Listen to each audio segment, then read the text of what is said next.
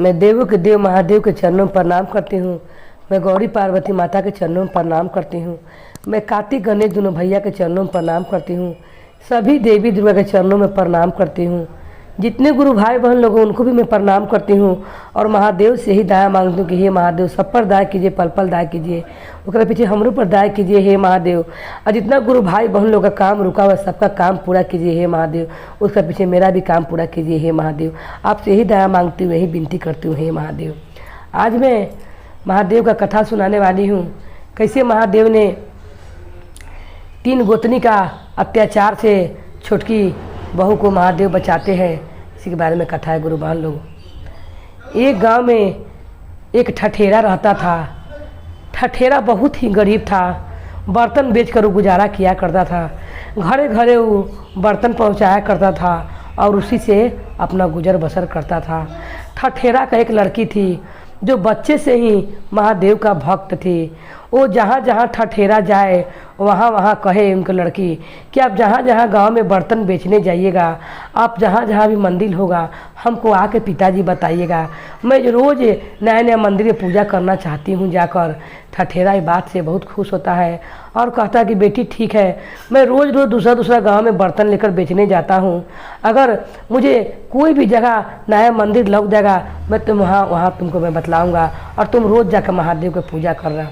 ऐसे करते करते उनका पुत्री को 5-7 जगह गांव में बेचने गए और उसी उनका बेटी थी ठठेरा के रोज़ मंदिर में जहाँ जहाँ था मंदिर तहाँ तहाँ जाकर पूजा करे। वो थके नहीं, भूखी प्यासी हुई जाए, दूर भी रहे तो चल कर जाए और महादेव का पूजा कर कर घर आए। महादेव उनके भक्ति से बहुत प्रसन्न थे, मगर भाग कर लिखा हुआ कोई टाल नहीं सकता है। उनका एक जगह से रिश्ता आता है, दूसरा वाला गाँव में मालूम चलता है कि बहुत ही सुशील ठठेरा का लड़की है और बहुत ही महादेव का भक्त है। इसीलिए ये गांव में 4 भाई रहते थे। उनके छोटा लड़का का विवाह नहीं हुआ था। 3 गो भाई का शादी हो गया था मगर छोटा वाला का विवाह नहीं हुआ था, क्योंकि छोटा वाला था थोड़ा काम धंधा नहीं करता था।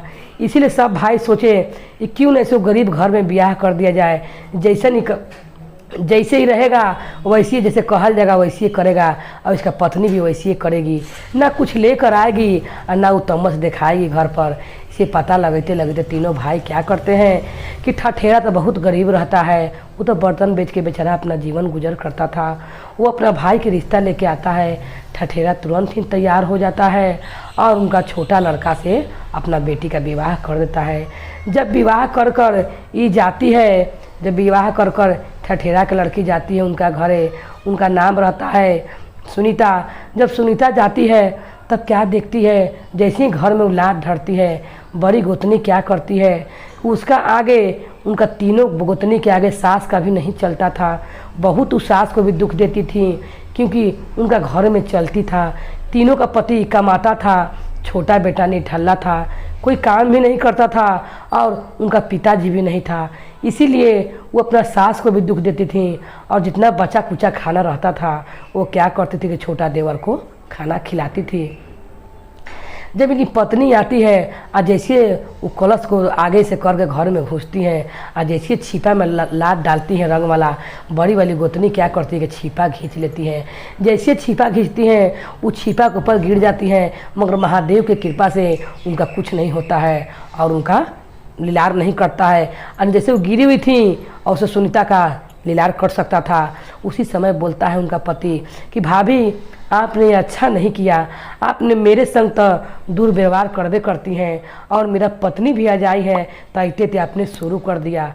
तब क्या कहती है मझली जो गोतनी रहती हैं, ये कौन नैहर से ढेर सा धन लेकर आई है कि महारानी है कि इसको अपनी पित्तर के छिपा में लात रखवाएगा, इसको ऐसे ही घर में आने दो।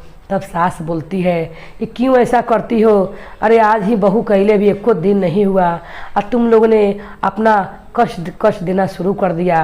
बेचारी चुपचाप मुड़ी गोद कर जाती है और जाके कोहबर में मुंह दिखाई का रस्म रहता है भोजन बनाने वाला।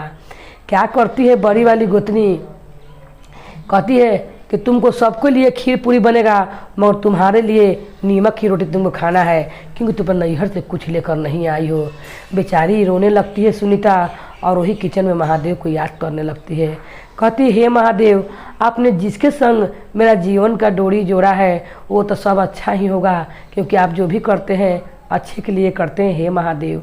मगर आते आते ही पहला दिन ही सब लोग पूरी खीर खा रहे हैं और मेरे लिए रोटी नीमक का हुक्म मिला है। सास बेचारी रोने लगती है और कहती है छोटी बहू को लगे जाकर कि बहू मैं भी कुछ नहीं कर सकती हूँ, क्योंकि सारा चलती इन्हीं लोग का है। इन लोग का तीनों बहू का बेटा काम करता है और छोटा वाला कोई भी काम नहीं करता है, इसी कारण तुम्हारा इतना अपमान हो रहा है।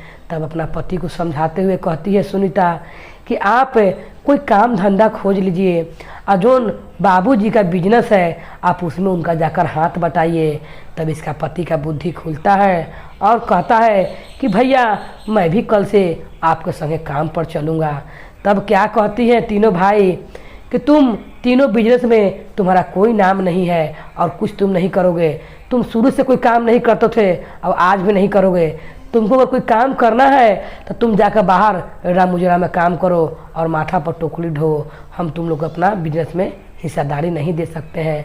आकर बोलता है अपना पत्नी से बोलता है कि भैया हमको नहीं रख रहे हैं अपना संग में और हमको हिस्सा भी नहीं दे रहे हैं, मैं क्या करूं, अब मेरा कोई भी अकिल काम नहीं कर रहा है। उसी समय पत्नी कहती है कि जाने दीजिए, अब जौन महादेव चाहेंगे वही होगा। मैं जा रही हूँ महादेव के पूजा करने के लिए, आप भोजन कर लीजिए और कहकर विश्राम कीजिए। उतने में वो क्या करती है, जैसे ही अपना पति को भोजन निकाल के देने जाती है, बड़ी वाली बहू हाथ धर लेती है और हाथ धर कर कहती है छोटी वाली बहू से कि तुम ये सब भोजन नहीं दे सकती हो, वो निराते का खाना रखा हुआ है वही अपना पति के ले जाकर देव, क्योंकि वो कोई काम धंधा नहीं करता है और निठल्ला है, खाली बैठकर रोटी तुरेगा, ऐसा कहकर वो खाना छीन लेती है। उसी समय छोटी वाली बहू जो रहती है बहुत रोती है और महादेव के मंदिर में जाती है पूजा करने, कहती है कि हे महादेव मेरा दुख का निवारण कीजिए, और जैसे आपने मेरा भाग लिखा है और जैसे मुझे आपने भेजा है दूसरे घर पर, तो मेरा पर दया कीजिए और मेरा सहायता कीजिए हे महादेव। मैं क्या करूं, मेरा पति भी को भी कोई नहीं लगाता है घर में और मुझे भी नहीं लगाता है। एक बूढ़ी सास है, उन्हीं का दिया हुआ सबको लेकर बैठा ले धन दौलत है, उनको भी कोई नहीं पूछता है। मैं कुछ मुझको लिए बोलबो करती हैं तो सब बहू लड़ने लगती हैं। आप कुछ कीजिए हे महादेव। उसी समय महादेव को दया आता है और पार्वती माता कहती हैं कि हे महादेव एक दुखियारन आपको याद कर रही है, आप अपना ध्यान तुड़िए और दुखियारन का दुख सुनिए। महादेव उसी समय वो रात को क्या होता है कि उनका पति जो रहता है वो छोटा वाला बेटा वो सोच में कि मैं क्या करूं और निकल जाता है घर से। जब घर से निकलता है तो क्या देखता है कि एक सेठ जी रुपया लेकर ढेर सारा बैग में जा रहे हैं और उनका पीछे बदमाश लग जाता है सेठ के पीछे। जब बदमाश लग जाता है तो सेठ जी का सारा पैसा छीन के भागे लगता है। सेठ जी चिल्लाए लगते हैं कि मेरा कोई मदद करो, मेरा सारा धन लेकर भाग रहा है। उसी समय ये जो छोटा वाला बेटा रहता है वो जाता है और लड़कर उस चोर लोग से उस सेठ जी का सारा पैसा लौटाता है। सेठ को दया आता है और कहता है कि तुम चाहते तो मेरा सारा पैसा लेकर भाग सकते थे, मगर तुमने सारा पैसा लाकर मुझे दे दिया, इसीलिए मैं तुम्हें इसमें से आधा पैसा देता हूँ, तुम ले लो, इनाम ले लो। तब कहता है उनका छोटा बेटा कि आप देना ही चाहते हैं सेठ जी तो मुझे कोई काम दे दीजिए कि मैं अपना काम पर रख लीजिए कि मैं अपना पत्नी का अच्छा से गुजारा बस कर सकूं। उसी समय सेठ लेकर उसको दूसरा गांव में देश में चल जाता है। 6 महीना तक कोई हाल पता नहीं मिलता है छोटी बहू को। सब कहने लगती है बड़ी वाली गोतनी जो रहती है तीनों कि भगेरू भाग गया, खिलाने के चलते पत्नी को कमाकर छोड़कर भाग गया। और माँ भी कहने लगती है कि कानी कहाँ चल गया, छोटा वाला बेटा कहाँ चल गया, अब कैसे तुम रहोगी, तुम पर नैहर चल जाओ, क्योंकि तुम्हारा कोई भी देखभाल करने वाला नहीं है। पति था तो इतना दुख देती थी सब तुम्हारी गोतनी, अब तो आओ कोई नहीं है, आओ तुम्हारे साथ क्या होगा। और 6 महीना दिन जाकर सेठ जी के संगे काम करने लगता है बिजनेस, और खूब बड़ा आदमी बनकर जब ये सुनती है सब बात तो रोते रहती है। महादेव के मंदिर में जाती है, कहती है हे महादेव आज मैं सर पटक कर अपना जान दे दूंगी, मैं नैहर नहीं जा सकती हूँ, क्योंकि बेटी का डोली नैहर में से उठता है और अर्थी ससुराल से जाता है। मैं कौन मुँह लेकर अपना पिताजी ही जाऊं? मेरा पिताजी तो खुद गरीब हैं, हे महादेव, वो कहाँ से मेरा भार चलाएंगे? आप ऐसी कहकर रोने लगती है। उसी समय उसका पति जो रहता है और जो मंदिर में रोते रहती है, ढेर सारा 6 महीना के बाद वो लौटता है, एक टैची पैसा लेकर लौटता है। जब लौटता है अपना पत्नी को देखता है मंदिर में रोते हुए, तो गले से लगा लेता है और पत्नी कहती है कि आप कहाँ चले गए थे हमको छोड़कर? आज मैं, अगर आप नहीं आते तो मैं इसी मंदिर में अपना सर पटक पटक कर जान देती। और महादेव की कृपा से उसी दिन वो लौट कर आता है एक टैची पैसा लेकर। तब कहता है अपना पत्नी से, घर पर आता है माँ के पास, कहता है कि माँ आज से घर छोड़ दो, तीनों भैया भाभी एक साथ रहेंगे, हम, मेरी पत्नी और आप दूसरा घर मकान बना कर रहेंगे और उसी में हम लोग रहेंगे।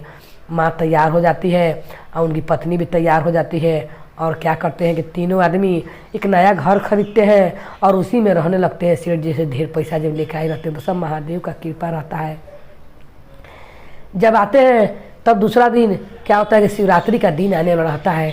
तब कहती है छोटी वाली गुतनी, कहती है अपना पति से कि देखिए महादेव के दिया हुआ सब कुछ हमारे पास भर गया है, महादेव कितना दयालु हैं, 6 महीने के बाद आपको भेजे, मगर आप कहाँ थे हमको पहले बताइए।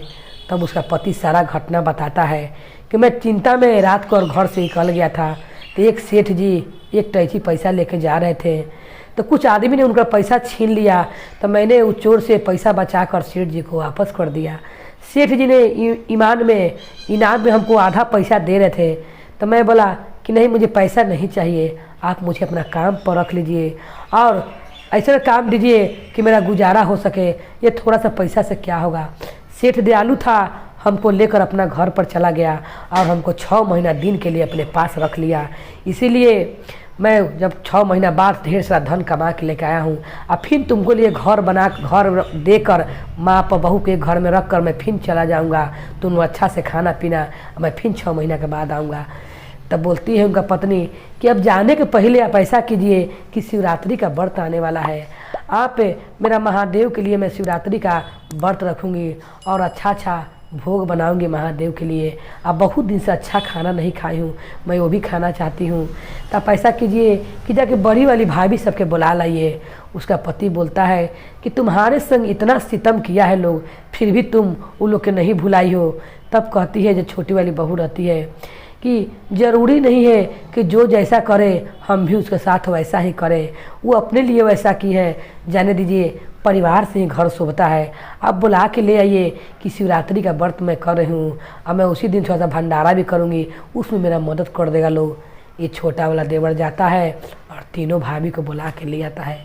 ये लोग को अभी भी मन में पापे लालच था, सोचती है लोग तीनों गोतनी कि बाप रे तो रानी बन गई है, सुंदर सुंदर गहना पहन ले है और ढेर सारा पति का पैसा लेकर आया है, नया घर कीन लिया है, क्यों ना इसका भंडारा में मैं ऐसा कुछ कारण डालूं कि इसका नाम गांव में बदनाम हो जाए और गांव से इसको लोग निकाल देवे। जब ये खीर बनाने के लिए अपनी बड़ी गोतनी के कहती है कि इसमें खीर बना दीजिए और सिंघाड़ा का हलवा बनाइए, जिससे महादेव का मैं भोग लगाऊंगी और लोग कर भी मैं वही भंडारा में खिलाऊंगी। अब पूरी क्या करती हूँ, उनकर बड़की या मझली छोटकी गोतनी मिल के, तीनों गोतनी तो छोटी वाली बहू के प्रसाद में क्या करती है कि थोड़ा सा उसमें लहसुन और प्याज मिला देती है और प्रसाद को भोंग कर देती है। अब देखती है जैसे ही परोसने वो जा ही रही थी, तो अनजान थी छोटी वाली बहू, जैसे ही महादेव को भोग लगाने जाती है उसी समय क्या होता है कि इसका सारा हाथ गोड़ में कोर फूटने लगता है तीनों गोतनी का। अब तीनों छटपटाने लगती है और देखती है कि मेरा हाथ सब ऐसे हो रहा है। तब कहने लगती है, मझली जो रहती है कहती है कि सब लगता है दीदी कि सब महादेव की कृपा से ऐसा हो रहा है, हम लोग ने प्रसाद को भंग किया है और उसमें लहसुन प्याज मिला दिए हैं पीसकर, इसीलिए ऐसा हो रहा है। अब जौन हम लोग ठीक करेगी, छोटी वाली ही गोतनी हम लोग ठीक करेगी। दगल दगल तीनों जाती है और प्रसाद को देने से रोक देती है और कहती है कि हम लोग से बहुत बड़ा गलती हो गया है, हम लोग ने तीनों ने मिलकर लहसुन प्याज पीस कर प्रसादी में डाल दिए हैं, मुझको क्षमा कर दीजिए अपना गोतनी से। तब कहती है गोतनी कर जो छोटी वाली बहू रहती है कि कितना बड़ा पाप किए हैं दीदी, ये पाप के लिए अब तो भगवान ही आपको क्षमा कर सकते हैं, मैं तुमसे गुहरा सकती हूँ। और सब हाथ गोड़ ऐसे हो जाता है, कोर दम फूट जाता है। तब महादेव के जाकर चरण झुकाती है, महादेव से कहती कि हे महादेव। महादेव वहाँ पर प्रकट हो जाते हैं और कहते हैं कि इसका पाप का यही सज़ा है, जिंदगी भरी को रहेगी। जौन हाथ से इसने प्रसाद में लहसुन प्याज पीस के मिलाया है, तुम्हारा शिवरात्रि का व्रत भंग करना चाहा है, इसको मैं ऐसा ही जिंदगी भर तीनों रहेगी। उसी समय गोतनी छोटकी वाली बहू रोने लगती है और कहती कि महादेव जाए दीजिए, क्षमा कर दीजिए, ये मेरी तीनों मेरी अपने ही हैं और मेरे तीनों सास की बहू हैं, मेरे भैंसुर के तीनों आए, फिर इनको निमन कर दीजिए। हे महादेव आज से कभी ऐसा नहीं करेंगी, आप इनको क्षमा कर दीजिए। खूब महादेव के मनाती हैं और महादेव से क्षमा मांगने के लिए तीनों कहती हैं। जैसे तीनों महादेव से क्षमा मांगते हैं, महादेव तो खुद दयालु हैं, ढेर महादेव को कोई चीज़ के लिए ढेर निहोरा नहीं करने पड़ता है, महादेव तुरंत ही मान जाते हैं। और महादेव ने अपना छोटी वाली बहू का भक्त का बात सुनकर तीनों का कोर निमन कर दिया और फिर दूसरा प्रसाद बना और भोग लगा। तब महादेव ने भोग स्वीकार किया और आशीर्वाद दिए छोटी वाली बहू को कि सब दिन तुम सदा सुहागन रहो, अपना पति के साथ आनंद रहो और सब दिन तुम ऐसे ही भंडारा करते रहो।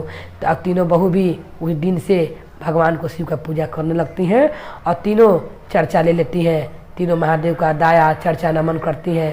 तो जैसे महादेव ने वो छोटी बहू पर कृपा किया, ठठेरे के लड़की पर, वैसे ही सब गुरु बहन पर कृपा करे, सबको गोतनी से बचाए और अपने घर में बसने दे।